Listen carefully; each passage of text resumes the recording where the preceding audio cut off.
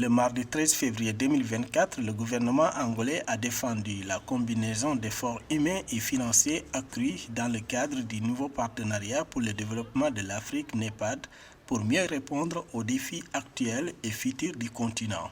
La position de l'Angola a été soulignée par le ministre des Affaires étrangères Tété Antonio lors de la 40e séance virtuelle d'orientation des chefs d'État et de gouvernement du NEPAD.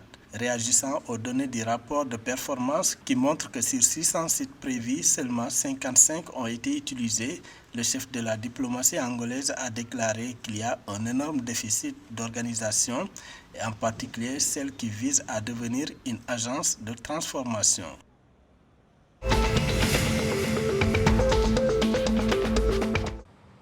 L'Afrique du Sud va déployer au moins 2900 membres des forces de défense nationale sud-africaines pour contribuer à la lutte contre les groupes armés illégaux dans l'est de la République démocratique du Congo, RDC.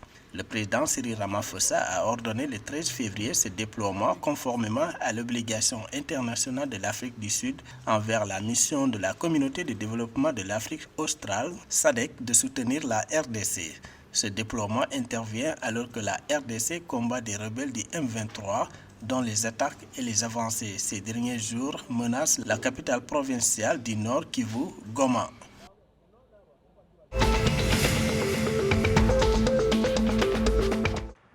En Zambie, la monnaie nationale, le kwacha, a continué à enregistrer quelques gains suite aux interventions de la Banque centrale.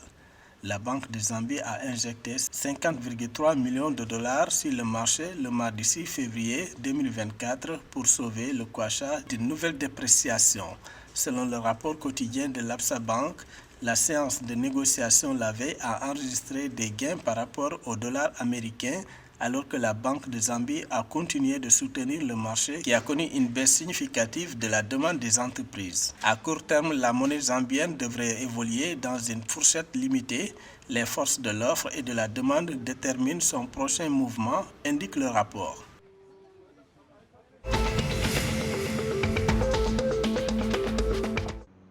La Banque centrale du Zimbabwe a accumulé 793 kg, environ 25 000 onces de réserves d'or depuis l'introduction d'une loi en 2022 qui oblige les sociétés minières à payer une partie de leurs redevances en utilisant ce métal.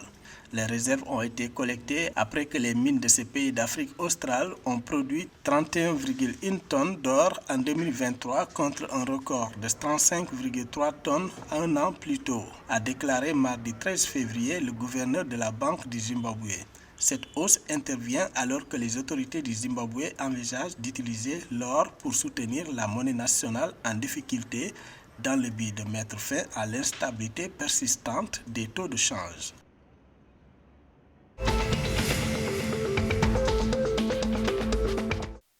L'Association des Jeux olympiques et du Commonwealth d'Eswatini, EOGA, a budgétisé 1,7 million d'euros pour l'équipe qui participera aux Jeux africains prévus du 8 au 23 mars 2024 au Ghana.